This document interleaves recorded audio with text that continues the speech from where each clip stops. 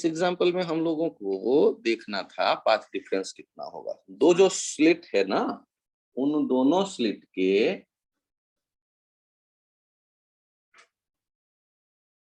अरे यार पहुंच गया। दोनों स्लिट के ऊपर हमने अप्लाई कर दिया था थिन ट्रांसपेरेंट प्लेट, अलग अलग थिकनेस का, एक टी थिकनेस का, एक 2T थिकनेस का। टी थिकनेस वाला 2 म्यू रिफ्रैक्टिव इंडेक्स का और म्यू वाला 2T का। तो एक यदि सिंपल आइडिया से सेंटर पे देखना चाहें तो 2 म्यू टी और म्यू 2T बराबर दिखता है, लगता है पाथ डिफरेंस 0 हो जाता है, लेकिन ये सोचना गलत है। क्योंकि जब आप कंपेयर करते हो तो पहले ये देखो कहाँ बराबर है। तो आपने ऊपर टी थिकनेस देखा और टी थिकनेस कवर कर लिया, क्या बताने के लिए कि ये 2T थिकनेस ऊपर और 2T थिकनेस नीचे, इन्हीं में कंपेयर करना है, बाकी तो कॉमन। ऊपर वाला जो 2T है उसमें से पहले का ऑप्टिकल पाथ होगा T इंटू 2 म्यू, और दूसरे पार्ट जो एयर को घेरा है T, उसका होगा T इंटू 1। तो टोटल पाथ हो गया उसका optical path 2 mu into T plus 1 into. और नीचे वाले टुकड़े के बारे में जब देखते हैं तो 2T इंटू म्यू, वो तो 2T थिकनेस म्यू वाला है। अब इन दोनों का जो डिफरेंस होगा दैट इज पाथ डिफरेंस, और ये पाथ डिफरेंस आ गया T। अब ये T हमें बता रहा है कि यदि λ/2 का इवन मल्टीपल है तो कंस्ट्रक्टिव इंटरफेरेंस, ऑड मल्टीपल है तो डिस्ट्रक्टिव इंटरफेरेंस, इन्हीं में से कुछ पूछेगा। अदरवाइज ये T का लैम्डा के फॉर्म में मुझे कोई वैल्यू दे दिया जाए तो हम क्या कैलकुलेट कर लेंगे, पाथ डिफरेंस से फेज डिफरेंस, फेज डिफरेंस से रिजल्टेंट इंटेंसिटी, रिजल्टेंट इंटेंसिटी क्या होगा ये बता दे सकते हैं। अब हमसे कोई यदि इस क्वेश्चन में ये पूछे कि बताओ सेंट्रल ब्राइट कहाँ बना होगा, तो सेंट्रल ब्राइट कहाँ बना होगा उनको देखना है हम लोगों को। अच्छा, एक बात मैं फिर से आपको बताऊं कि यहाँ सेंटर पे कितना होगा पाथ डिफरेंस, ये देखने का दूसरा नजरिया ये होता है कि आपने फॉर्मूला याद किया हुआ है कि एक स्लिट के आगे ए म्यू रिफ्रैक्टिव इंडेक्स के टी थिकनेस का लगाएं और दूसरे पे कुछ नहीं लगाएं, तो सेंटर पे जो पाथ डिफरेंस हमें मिलता है वो म्यू माइनस 1। अब सुपरपोजिशन वर्ड यूज कर रहा हूं। एक बार हमने माना कि ऊपर पे लगाया नीचे कुछ नहीं तो पता चल, दूसरी बार मैंने माना नीचे पे लगाया ऊपर पे कुछ नहीं तो हमें पता चल जाएगा mu dash T dash mu dash minus 1 into T dash. अब इन दोनों को यदि हम देखें, कोई एक बड़ा होगा कोई एक छोटा होगा, बड़े में से छोटे को हटा लेते हैं, वो नेट पाथ डिफरेंस आ जाएगा। तो दूसरा तरीका ये हो सकता है पाथ डिफरेंस देखने का। आपको ये मैं इस जगह फिर से एक बार बता देना चाहता हूं क्योंकि मुझे लगता है कि ये पॉइंट क्लियर हो आपके, तो आप गलतियां कम करोगे, और गलतियां कम हो यही फाइनल अपना कोशिश है। ये 2 म्यू है और टी है थिकनेस, और यहाँ 2T थिकनेस है और म्यू है रिफ्रैक्टिव इंडेक्स, और यहाँ सेंटर। तो सेंटर पे जब आप आते देख रहे होंगे रेज को सेंटर, तो सेंटर पे जब आते देख रहे होंगे रेज को, तो ऊपर वाले के कारण पाथ डिफरेंस क्या लिखते थे, mu minus 2 mu minus 1 into T. नीचे वाले के कारण पाथ डिफरेंस क्या लिखते थे, म्यू इंटू हाँ म्यू माइनस 1 इंटू 2T। और इन दोनों को हम सुपर इम्पोज कर देते हैं, सुपर इम्पोज, लेकिन ये अपोजिट साइड के हैं तो माइनस कर लेते हैं। तो यहाँ पर जो हम देख रहे होंगे डेल्टा एक्स नेट, वो हो जाएगा 2 mu minus 1 into T minus mu minus 1 into 2T, और इनको सॉल्व करते हैं तो ये भी आ जाएगा T। तो एक तो तरीका ये है कि आपने एक वाले स्लिट के बारे में सोचा जो रखा गया था, दूसरे के बारे में सोचा फिर, लेकिन दूसरा नजरिया मैंने क्या दिया कि आप ये फॉर्मूला नहीं लगा करके अलग अलग पाथ पहले ध्यान से देख लो, कॉमन कर लो, और फिर उनके पाथ लेंथ देख लो ऑप्टिकल, फिर उनके डिफरेंस ले लो। यदि यदि ऐसा हो तो आप इसमें भी काम कर पाएंगे। ध्यान से देखिए, यहां पर दो स्लिट आप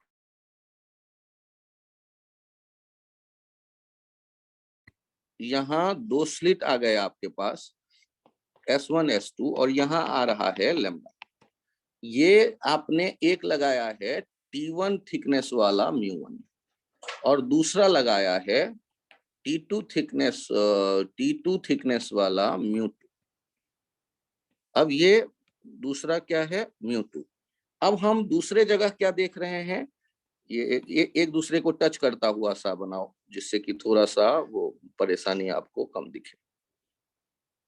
अब यहाँ नीचे हम एक दे रहे हैं, ये T3 थिकनेस वाला μ3। तो लफड़े तो आएंगे, बहुत से आएंगे। तो आप फिर से यदि सुपरपोजिशन वाला काम करना चाहते हैं तो सुपरपोजिशन वाले काम कर सकते हैं। डेल्टा एक्स नेट चाहिए, तो डेल्टा एक्स नेट यहाँ सेंटर पे, डेल्टा एक्स नेट, तो वो कैसे देखेंगे, μ1 minus 1 into T1 plus μ2 minus 1 into T2, 1 into T2, और माइनस इसमें से किसको कर लेंगे, ये दोनों तो एक ही तरफ थे, सुपर इम्पोज हो गए। μ3 माइनस 1 इंटू T3 इसमें से सब्सट्रैक्ट कर लीजिए, तो आपको डेल्टा एक्स नेट निकल जाएगा। μ1 वाला अलग सोचा, μ2 वाला अलग सोचा, ये दोनों एक ही तरफ हैं तो प्लस कर दिया, और μ3 वाला अलग सोचा, फिर उसमें से माइनस कर लिया। तो हम लोगों को नेट पाथ डिफरेंस दिख गया, और नेट पाथ डिफरेंस दिख गया, हमने ऊपर वाले को बड़ा माना है, तो शिफ्ट जो होगा वो शिफ्ट इधर होगा।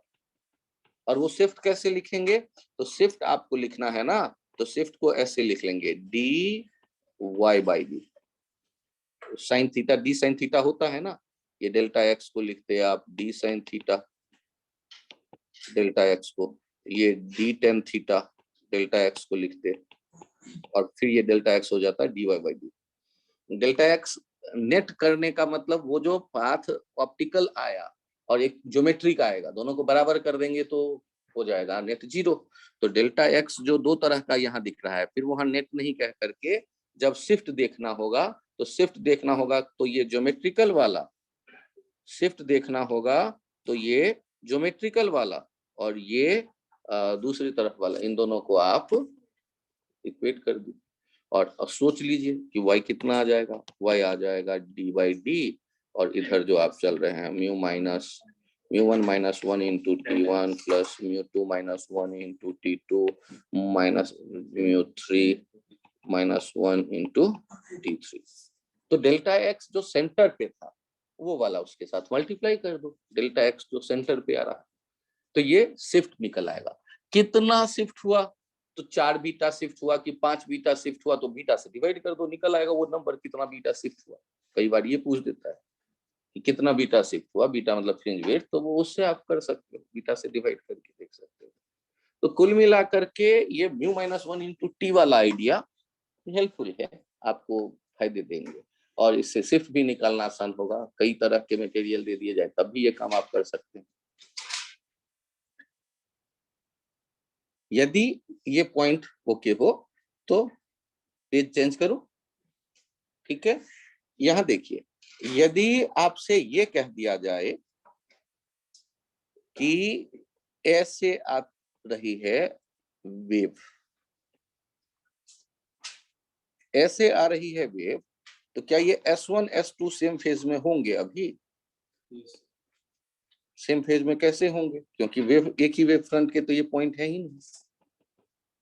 एक वेव फ्रंट कैसे होता, यहां से P से Q तक एक वेव फ्रंट है, लेकिन एक ही वेव फ्रंट के जब दो पॉइंट होते हैं तब ना कहते हैं कि वो एक साथ अप एंड डाउन मूव कर रहे थे या एक साथ एक फेज में है। लेकिन अब जो आपको S1 पे पहुंचा और जो S2 पे पहुंचा वो सेम फेज में तो दिख नहीं रहा अपन को, तो हमें क्या करना पड़ेगा, S1 और S2 पे यदि हम पहुंचते हैं तो आप अब हमें बताने वाले हैं कि पाथ डिफरेंस सेंटर पे क्या होने वाला है। तो पाथ डिफरेंस सेंटर पे क्या होने वाला है, यदि यहाँ डेल्टा एक्स आप देख रहे हैं तो पहले डेल्टा एक्स ढूंढे के लिए, आगे तो हमें बराबर दिख रहा है, आगे तो कोई चेंज है ही नहीं। तो पाथ डिफरेंस जो भी दिखेगा वो कहाँ मिल रहा है, हम यहीं पे मिल रहा है पीछे। क्यों? क्योंकि P और Q वाले तो सेम फेज में, लेकिन वो S1 तक गया है एक्स्ट्रा लेंथ कवर करके। यदि हमें यहाँ थीटा दिया गया है, यदि हमें यहाँ थीटा दिया गया है और ये हम D जानते हैं, ये हमारी हैबिट में है कि ये डी हम जानते हैं। तो ये पाथ डिफरेंस क्या लिख देंगे फिर से, ये लिख देंगे, अभी लिखना पड़ेगा मुझे डी कॉस थीटा। ज्योमेट्री देख लेना यार, यहाँ 90 डिग्री है वो बेस हो जाएगा। तो आप यदि डेल्टा एक्स जो सेंटर पे देख रहे हैं, ये सेंटर पे एट सेंटर, तो डेल्टा एक्स क्या हो गया, डी कॉस थीटा, और वो थीटा का वैल्यू कुछ दिया गया होगा, 30 degree, 40 degree, 60 degree, 10 degree, 20 degree, जो भी आपको उसका वैल्यू यदि पता है तो निकल आया। पाथ डिफरेंस यदि ये लैम्डा बाई 2 का इवन मल्टीपल है तो कंस्ट्रक्टिव इंटरफेरेंस, लैम्डा बाई 2 का ऑड मल्टीपल है तो डिस्ट्रक्टिव इंटरफेरेंस। इसका दूसरा मीनिंग सोचो, S1 और S2 में S1 वाले का पाथ कुछ बड़ा हमें दिख रहा है, मतलब S1 के पास पहले से कुछ फेज डिफरेंस मौजूद है। बात समझ में आई ना, S1 के पास पहले से कुछ फेज डिफरेंस मौजूद है। फेज डिफरेंस यदि पाई का होगा तो पाथ का डिफरेंस लैम्डा बाई 2 का होगा। फेज डिफरेंस 2 पाई का होगा तो पाथ डिफरेंस 2 लैम्डा बाई 2 का होगा। फेज डिफरेंस 3 पाई का होगा तो पाथ डिफरेंस 3 लैम्डा बाई 2 का होगा। तो ये भी दिमाग में रखिएगा कि फेज को पाथ लेंथ में हम कन्वर्ट कर सकते हैं इजीली। तो अब अभी तक अपना क्या होता था, S1 S2 सेम फेज के थे, लेकिन अभी मैंने आपको ये सिखाया कि S1 S2 अलग फेज में भी हो सकते हैं। अच्छा अब मुझे ये समझाओ, क्या ये ऐसा ही नहीं हो गया जैसे S1 के आगे में एक ट्रांसपेरेंट सीट लगा दिया हो, उसको एक्स्ट्रा पाथ मिल गया, तो हम क्या कहते थे, फ्रिंज शिफ्ट कर जाएगा, किस central bright, new position of central bright कहीं दिखेगा। सर ऊपर कैसे शिफ्ट हुआ, जब हम थिन प्लेट लगाते थे ऊपर वाले के पास, ऊपर वाले का पाथ बड़ा हो जाता था, तो शिफ्ट भी किधर करना पड़ता था, ऊपर। सेंट्रल ब्राइट को ऊपर सर क्यों शिफ्ट करते थे, तो एक के पास एक्स्ट्रा पाथ था तो दूसरे को आप ज्योमेट्री वाला एक्स्ट्रा पाथ दे देना चाहते थे। तो ये जो शिफ्ट होगा न्यू पोजीशन किसका, ऑफ सेंट्रल ब्राइट, तो ये कैसे ढूंढेंगे हम, तो new position of central bright हम ढूंढने के चक्कर में हैं, यहाँ उधर मैंने थीटा दिखा तो यहाँ पर तो मुझे फाई लेना पड़ेगा, और यहाँ जो वेव जा रही होगी उन वेवों के बारे में सोचते हैं। एक यहां से आया और एक यहां से आया, इधर कितने का एक्स्ट्रा मिल गया उसे, डी साइन फाई का, यहाँ पर किसका मिल गया, d sine phi. D sine phi को डी कॉस थीटा के बराबर कर देंगे तो यहाँ डेल्टा एक्स नेट क्या हो जाएगा, 0, और ये डी साइन फाई को लिख सकते हैं डी वाई बाई डी, याद करो वो 10 फाई लिख करके डी वाई बाई डी, तो आपको ये पता चल गया डी कॉस थीटा के बराबर, और वाई जिसे आप शिफ्ट भी कह सकते हैं, central position D by D into D cos theta. Theta आपको यहाँ थोड़ा कंफ्यूज ना कर दे तो थीटा नॉट कर दे सकते हो चाहो तो, थीटा नॉट कर दे सकते हो चाहो तो जिससे कि आपको ये पता चले ये कहीं और मेरे पास गिवन डाटा है। तो हम लोगों को शिफ्ट पता चल गया कि फ्रिंज पैटर्न शिफ्ट कर जाएगा। तो सर क्या फ्रिंज विड्थ पे भी कोई असर पड़ेगा, तो क्या slit thin transparent plate slit के सामने में लगाने से क्या फ्रिंज विड्थ पे कोई असर पड़ा था, नहीं, इस पे भी नहीं पड़ेगा, फ्रिंज विड्थ वैसा ही रहेगा। क्या लिखते थे, capital D lambda by small D, सोच के देखिए।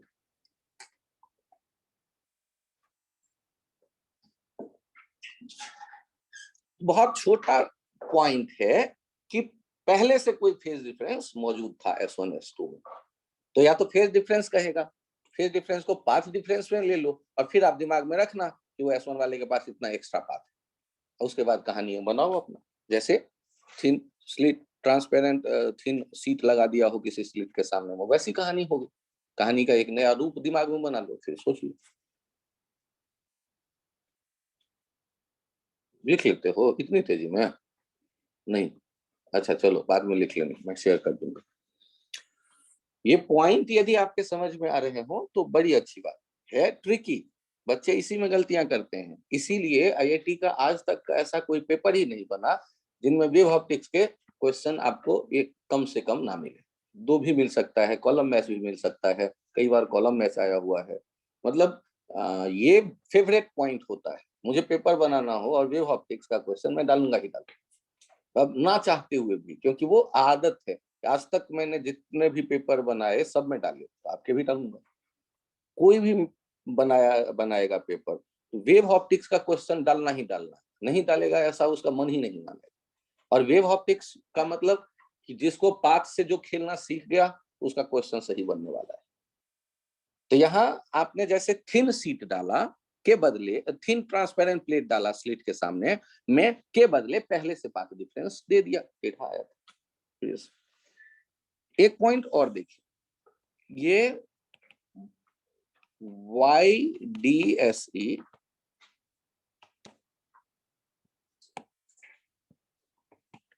in presence of bichromatic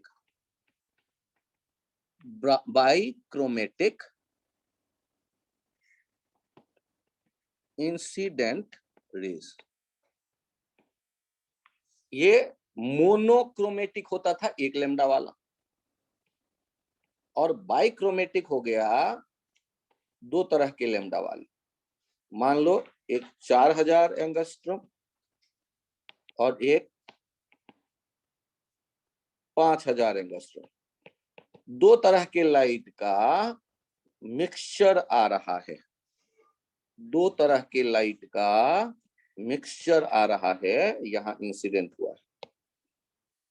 तो बाइक्रोमेटिक इंसिडेंट रे का मीनिंग पहले फील कर लो कि जो ये लाइट है ना, ये दो रंगों को मिक्स करके बना हुआ लाइट है। सर दो रंग क्यों मिक्स कर रहे हो, 7 रंग मिक्स कर दो। भाई दो तो संभाल लें पहले, 7 रंग मिक्स कर लेंगे, लेकिन दो के बारे में पहले सोच लेते। तो सर अभी तक क्या एक ही रंग होता था? तो अभी तक लैम्डा एक ही रखते थे ना, तो एक ही होता था। आप मुझे ये बताइए कि सेंटर पे हम यदि देखना चाहते हैं तो सेंटर पे स्क्रीन पे पहुंचे और हम यहां देख रहे हैं कि क्या होगा। तो सेंटर पे क्या एक ही वेव आएगा, एक ही तरह के कलर वाला, या दो कलर वाला आएगा? मुझे बताओ, डेल्टा एक्स और लेमडा 1 कितना होगा? बोलो। 0। अरे रास्ते एक जैसे दिख रहे हैं यार। तो दूसरे का डेल्टा एक्स फॉर लेमडा 2 0। मतलब मान लो कि आपने वायलेट और ब्लू दो कलर का मिक्सचर भेजा, तो वायलेट का भी ब्राइट बनेगा और ब्लू का भी ब्राइट बनेगा। मतलब आप पहले वायलेट कलर डाल दो कागज पे, सफेद कागज पे, और फिर उस पे ब्लू कलर भी डाल दो, दोनों मिक्स कर दो। अब जो नया कलर होगा वो आपको फील आएगा, दोनों के मिक्स होने पे जो कलर बनेगा वो फील होगा। आप वैसे क्या कह सकते हो, ये ब्राइट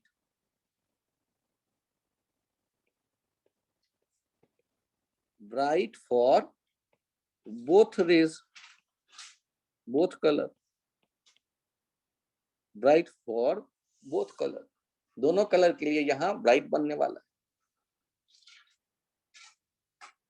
अब यदि मैं बगल में हटता हूं तो क्या हर एक पॉइंट पे दोनों के ब्राइट साथ बनेंगे? क्या जरूरी है?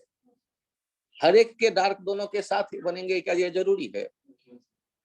तो आप वैसा फ्रिंज पैटर्न मत सोचो जैसा आप मोनोक्रोमेटिक में सोचते थे। तो अब ये पूछा जाएगा, आपसे कि y का मिनिमम वैल्यू बताओ जहां बोथ ब्राइट कोइंसाइड। अब दोनों के ब्राइट कोइंसाइड कर जाए ऐसा y बताओ। तो ध्यान से देखिए, इसके लिखने के लिए ऐसे सोचना ठीक रहेगा जो मैं अब बोल रहा हूं कि जब ये आपसे कह दिया कि दोनों का ब्राइट बने, तो आप क्या करो, इस पॉइंट पे इसके नाम दे दिया P। ध्यान से सोचो, eight P assume mth bright of lambda 1 and nth bright of lambda 2 are present together,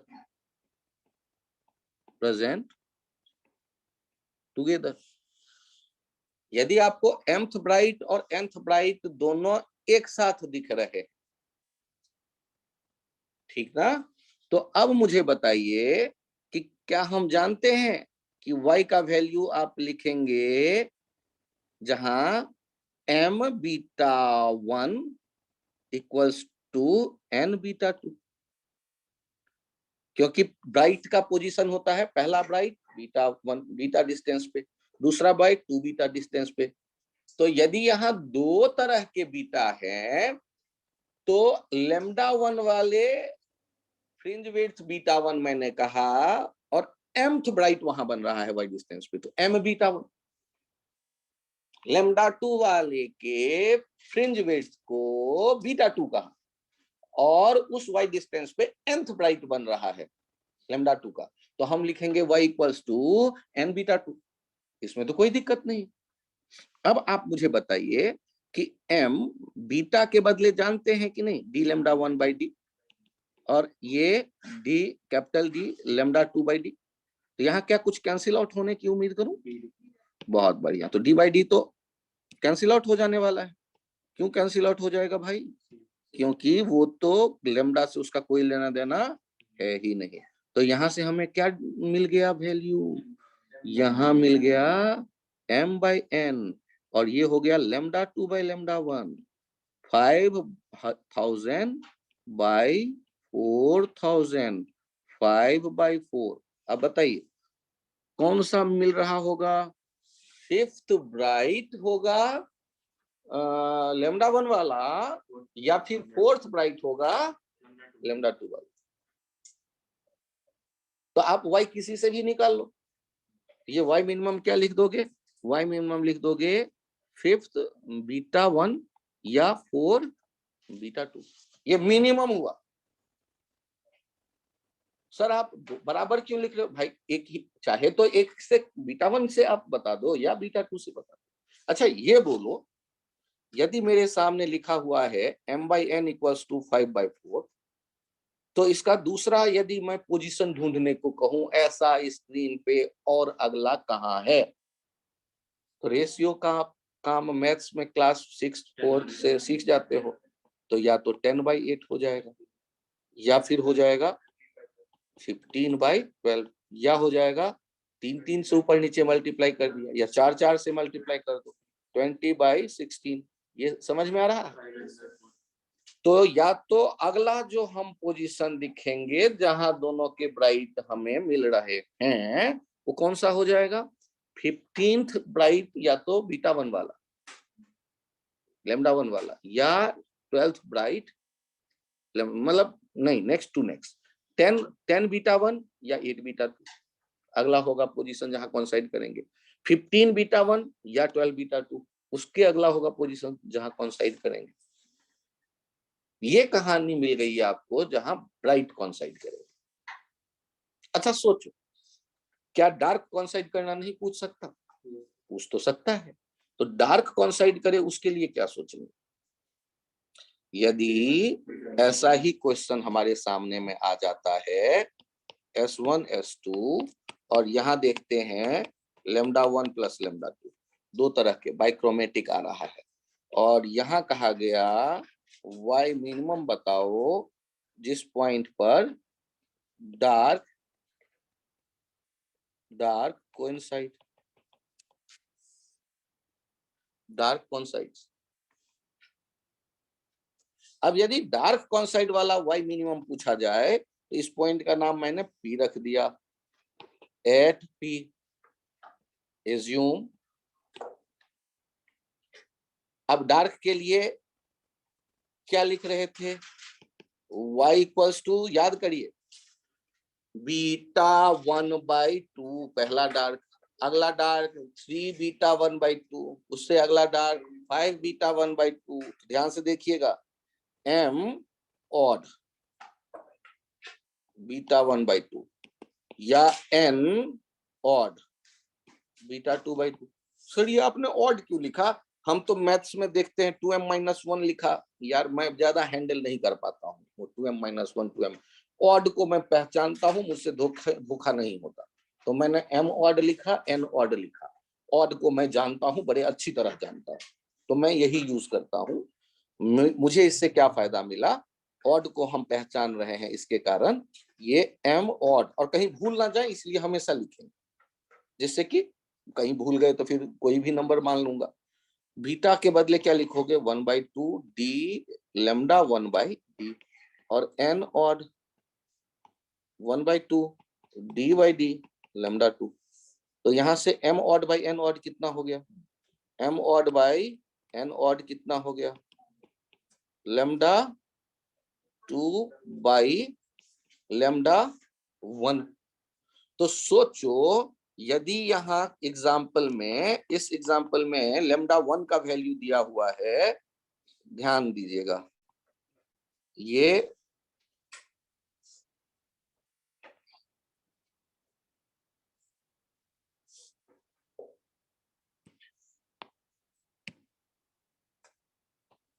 three 3000 और लेमडा 2 का वैल्यू दिया हुआ है 7000। लेकिन अपने पास था क्या, 4000 एंड 5000 था पिछला, उसी को ट्राई करके देख लें, उससे होगा तो गड़बड़ हो जाएगा। एक काम करो, 3000 एंड 7000 लेके चल रहे हैं मान लो, या 5000 लेके चल रहे हैं, अब पॉसिबल है, हाँ देख लो, तो डाटा भी वैसा ही देगा जो पॉसिबल हो। तो यहाँ पर आ जाएगा 5000 बाई 3000, 5/3। यदि नेक्स्ट देखना चाहोगे तो 2 से मल्टीप्लाई करूंगा तो 10/6 जो है, लेकिन ये नहीं ले सकता क्योंकि ये इवन दिख रहा है। तो अगला हो जाएगा 15/9। तो ये समझ में आया ना। तो इसमें 2n-1 प्लस 1 मैं नहीं करता यार, मैं टेंशन में आ जाता हूँ, फिर वो 1 को हटाओ, फिर nm लो, अब फिर वापस उसमें जाओ। इसमें तो मैं सीधे बोल दूंगा कि वो 5 बीटा 1/2 कर लो y का वैल्यू, या 3 बीटा 2/2 कर लो, मैं सीधे बोल दूंगा। तो मैं ऑड लेके ऐसे काम कर लेता हूँ, ये ओके मिल जाता है। ये अभी हमने पता कर लिया कि या तो डार्क कॉन्साइड करता हुआ पूछे मुझसे, या ब्राइट कॉन्साइड करता हुआ मुझसे पूछे, और हम बता सकते हैं।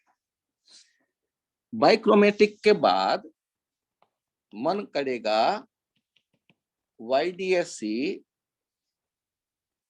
With sun rays, white ray. अब ये व्हाइट रेज लेके यदि आप YDSC की सोच रहे हो, तो अब ये बाई क्या हो गया, अब तो हो गया lambda 1, lambda 2, lambda 3, lambda 4, lambda 5, lambda 6, lambda 13। एक दो तो किसी तरह संभाल लिया। अब मुझे बताओ, सेंटर पे क्या लेमडा 1, लेमडा 2, लेमडा 3 होने से कोई असर पड़ेगा, या फिर कहानी सेम है, delta x 0 for all lambda. यहाँ किसका ब्राइट बनेगा, तो सबका ब्राइट बनेगा, मतलब white bright, white central bright. ये तो पक्का हो गया कि यहाँ सेंट्रल ब्राइट बन गया, क्योंकि डेल्टा x लेमडा पे यहाँ डिपेंड कर ही नहीं रहा। तो विबजियोर के सबके ब्राइट बने तो व्हाइट फिर बन जाएगा। लेकिन यदि ऊपर बढ़ोगे या नीचे बढ़ोगे, तो अब जहां किसी दो का ब्राइट होगा वहां बाकी का डार्क होगा, ये तो जरूरी नहीं है।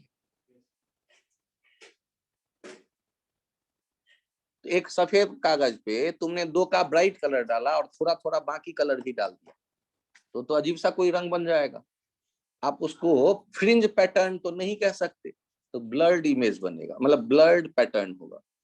अब कलर होंगे मिक्स अजीब से, मतलब उसमें आप पैटर्न नहीं कह पाओगे कि ये ब्लैक डार्क है, ब्राइट है, डार्क है, ब्राइट है, ऐसा कुछ नहीं होगा।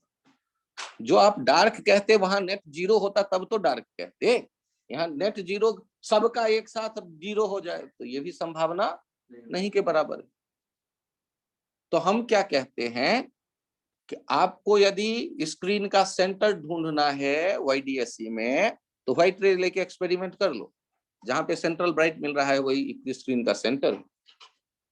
सिंपल आइडिया है या नहीं, जहां स्क्रीन का सेंटर मिल गया आपको, जहां वहां ब्राइट होगा, व्हाइट ब्राइट होगा और बाकी ब्लर्ड हो जाएगा।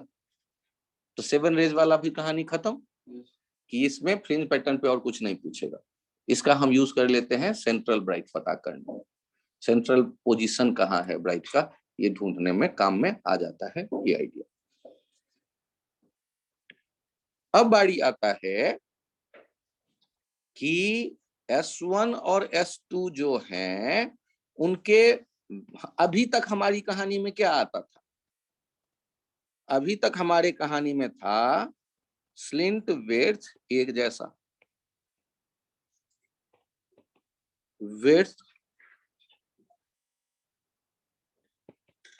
width of slit S1 is double than S2, ये गिवन है। अब फिर से मोनोक्रोमेटिक पे चले आए वापस।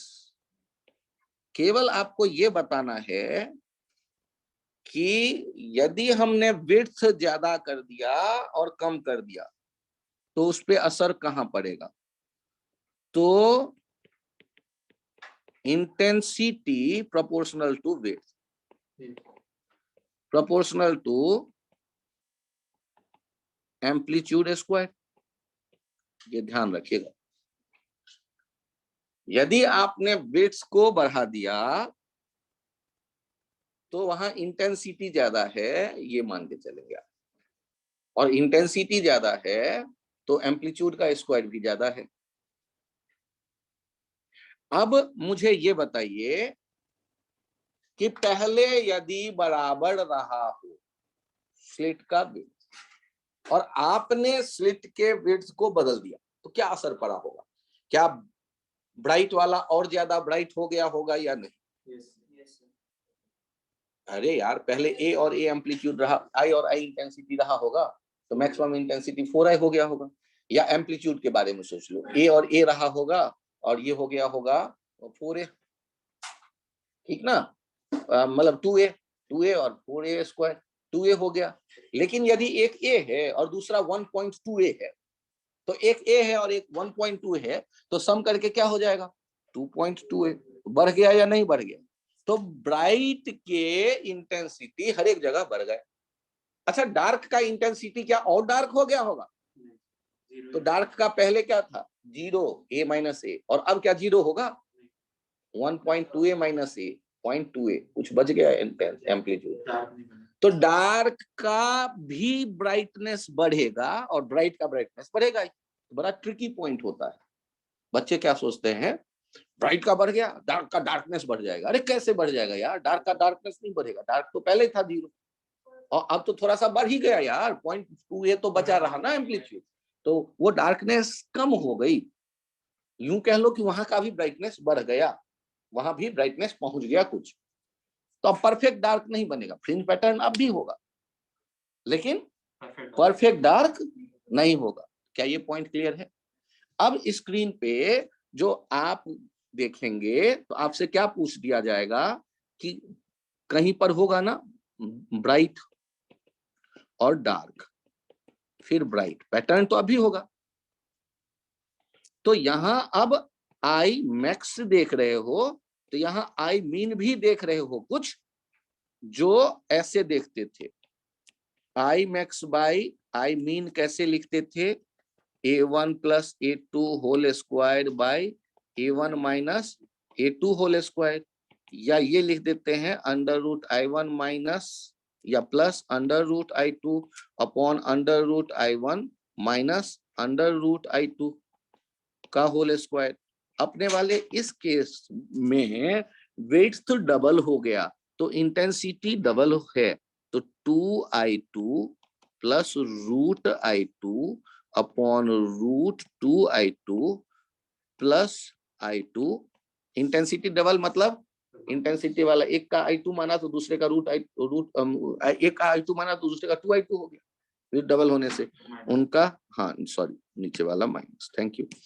और ये इनका होल स्क्वायर, ये कितना आ गया? Root 2 plus 1 by root 2 minus 1 का होल स्क्वायर। अब मिनिमम वाला 0 नहीं होगा, जब तक एम्पलीट्यूड सेम आप लेते थे तब तक ये I max bye I mean के बारे में बात ही नहीं करते थे। कैसे बात करोगे, वो तो आई मीन वाला जीरो हो जाएगा, इनफाइनाइट हो जाएगा जैसे। लेकिन जब स्लिट का विड्थ बड़ा अलग कर दोगे तो फिर ये I max bye I mean की कहानी शुरू हो जाएगी। कहीं भी रिजल्टेंट चाहिए तो रिजल्टेंट किसी भी पॉइंट पे चाहिए होगा। मान लो यहाँ थीटा पॉइंट पे कोई रिजल्टेंट यहाँ पी पे देख रहे होते, तो पी पे यदि हम देखें तो पहले तो डेल्टा एक्स पता कर लेंगे, उससे डेल्टा फाई निकाल लेंगे, और फिर रिजल्टेंट के लिए क्या यूज करते थे, रिजल्टेंट के लिए वहां लिख देते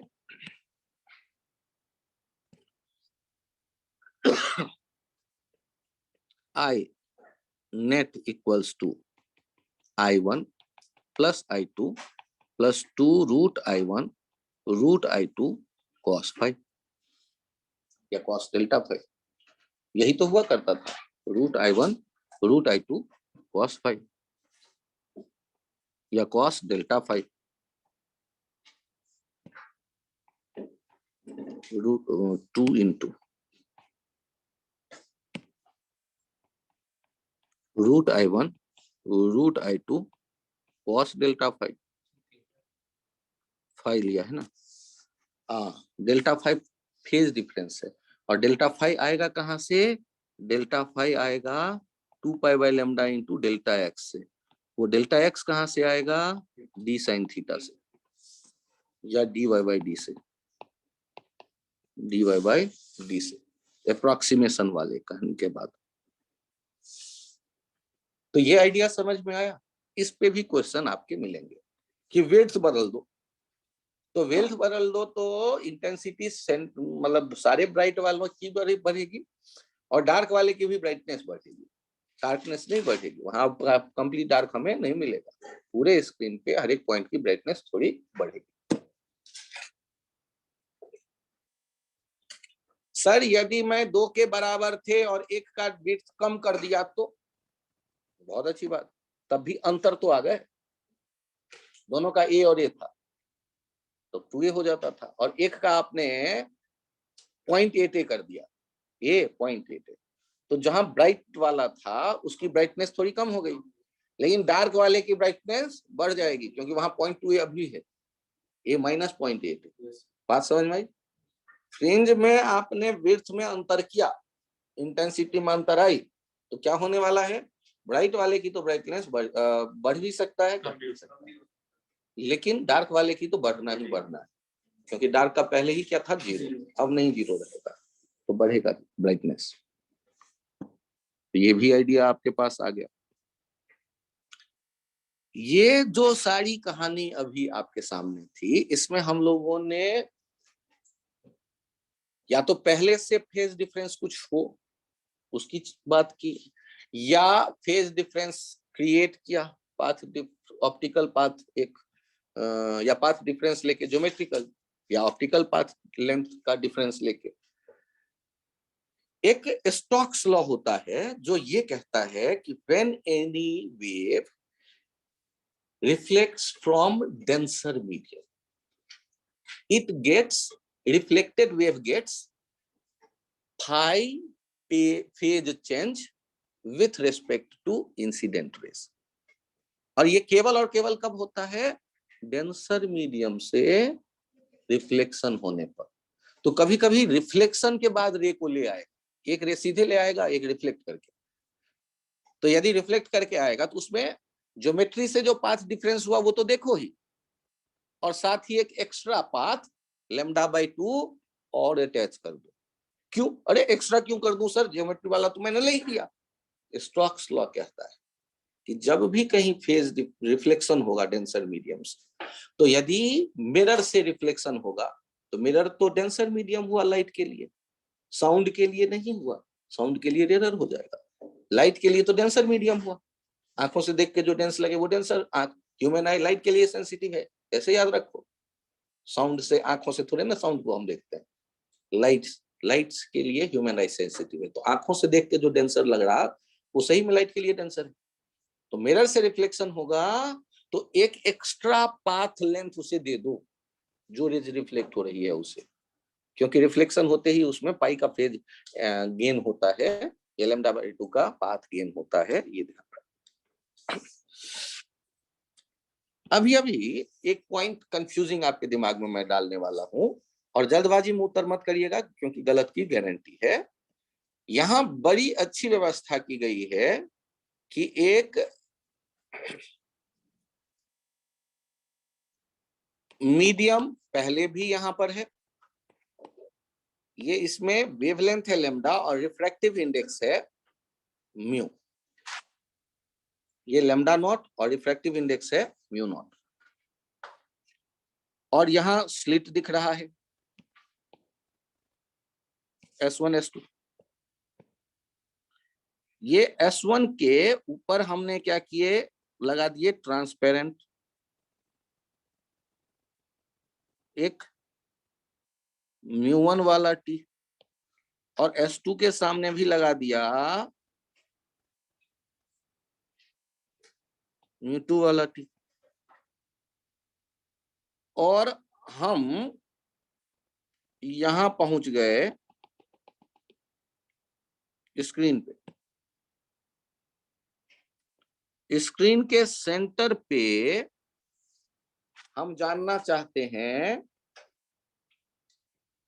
डेल्टा फाई नेट क्या होगा। उससे पहले ढूंढना पड़ेगा आपको डेल्टा एक्स नेट, और ये ट्रिकी पॉइंट है, आप अपने कॉपी पे लिखिए और देखिए कैसे गलत होता है।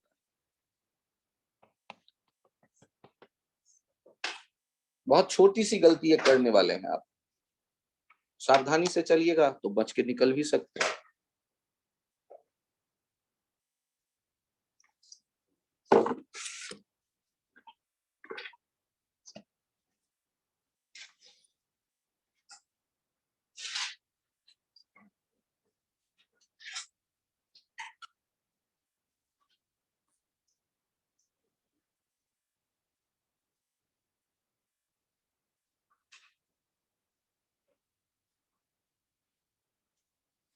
न्यूज़ में कुछ रिलेशन दे रखा है बाउंड्री के लिए,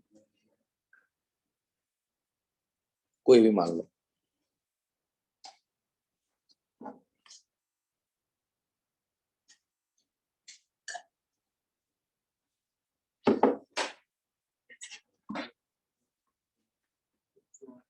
कुछ नहीं मालूम, कोई भी मान लो। तो सिर्फ इस साइड में नोड है, पूरे सिस्टम में म्यू नॉट लेफ्ट साइड में केवल, और राइट साइड में भी रहेगा तो कोई फर्क नहीं पड़ेगा।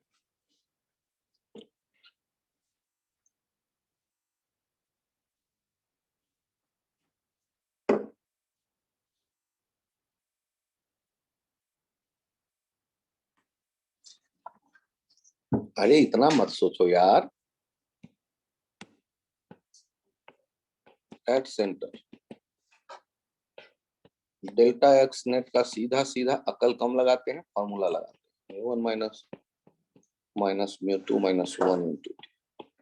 कितना आ गया, ये आ गया म्यू1 माइनस म्यू2 इंटू, और डेल्टा फाई लिखते हैं, delta phi net 2 pi by lambda into delta x. Delta x जो यहाँ ले रहे हो वो कौन सा ले रहे हो, ऑप्टिकल, मतलब with respect to vacuum or air, with respect to vacuum or air। और आप यहाँ पर देख रहे हैं तो लैम्डा भी क्या होना चाहिए, वैक्यूम और एयर। बात समझ में आई? तो आप डेल्टा फाई नेट अब क्या लिखेंगे, डेल्टा फाई नेट लिख रहे हैं 2 pi by lambda naught into mu naught into mu one minus म्यू2 into T. तो जब आप डेल्टा फाई लिख रहे होते हैं ना, तो 2 पाई बाई लैम्डा में लैम्डा कौन सा लेंगे, वैक्यूम वाला, मीडियम वाला कहीं का नहीं लेंगे, क्योंकि आप डेल्टा एक्स तो हमेशा पकड़ के ले आते हो ऑप्टिकल, ऑप्टिकल माने एयर वाला। तो जब डेल्टा एक्स आपका एयर वाला है तो लैम्डा भी क्या होना चाहिए, 2 पाई बाई लैम्डा एयर वाला या वैक्यूम वाला। तो ये ट्रिकी पॉइंट है, ये बच्चे गलत कर ही देते हैं, या तो लैम्डा नॉट ठीक से नहीं लेंगे, डायरेक्ट लैम्डा नॉट लेके छोड़ देंगे, या कंफ्यूज हो जाएंगे और क्या करूं। तो जब आपको पता है कि म्यू नॉट वाले मीडियम में लेमडा नॉट है वेवलेंथ, तो जब एयर में जाएगा तो बढ़ जाएगा wavelength, lambda naught times mu naught हो जाएगा, mu naught times lambda naught हो जाएगा। सर आप ये मुझे ठीक से समझाओ। अरे यार, यहाँ पे देखो एक मीडियम है जिसका रिफ्रैक्टिव इंडेक्स म्यू नॉट है, और यहाँ पर जो वेव एक आई, इस वेव का वेवलेंथ दिया गया है आपको लेमडा नॉट। तो लेमडा नॉट क्या लिखते थे, जो वैक्यूम वाला लेमडा होता था उसको म्यू नॉट से डिवाइड करके ही तो लिखते थे। तो लेमडा किसके बराबर हो जाएगा, तो लेमडा हो जाएगा, यहाँ देखेंगे तो mu naught into lambda naught. ये आइडिया समझ में आया? तो कंसेप्ट बना लो, ये कंसेप्ट यहाँ क्लियर कर दो कि जब आपको लेमडा दिया गया है, कैसे देख रहे हैं, यहाँ पर लेमडा नॉट कैसे देख रहे हैं, ये अलग से समझने के लिए मान लो लिख रहा हूँ। लेमडा नॉट आप लिख रहे होते हैं लेमडा बाय म्यू नॉट, तो लेमडा किसके बराबर हो जाएगा, म्यू नॉट लेमडा नॉट के। तो ये लेमडा उठा करके आप ले जाकर रखेंगे वैक्यूम वाला, क्योंकि ऑप्टिकल पाथ होता है एयर या वैक्यूम के कॉरस्पॉन्डिंग। तो जब 2 pi by lambda into delta x में लैम्डा दिख रहे होंगे आप, तो वो भी होना चाहिए वैक्यूम या एयर वाला। ये पॉइंट भी क्लियर है, इसमें कोई कंफ्यूजन? तो हम लोगों ने वेव ऑप्टिक्स का मैक्सिमम आइडिया कलेक्ट कर लिया। अब जो है 3 एक्सपेरिमेंट या 4 एक्सपेरिमेंट की चर्चा करेंगे, जिसपे क्वेश्चन नहीं पूछा जा रहा है बरसों से, इंफॉर्मेशन की तरह चर्चा करेंगे। नहीं सर वही सीखना है, तो वही टाइम पास क्यों खेलें, आपको वो सीखेंगे जरूर, लेकिन इंफॉर्मेशन की तरह। 30 सालों से 40 सालों से कोई ज्यादा उसके औचित्य अभी जो रिसेंट दिख रहा है नहीं पूछ रहा, लेकिन इंफॉर्मेशन होगा, क्या पता कभी टच कर दे। और फिर हम पोलराइजेशन की बात करेंगे, और फिर ये वेव ऑप्टिक्स खत्म होगा, फिर चलेंगे मॉडर्न फिजिक्स में। ठीक, तो अगले टर्न पे आगे कंटिन्यू करते हैं। Thank you.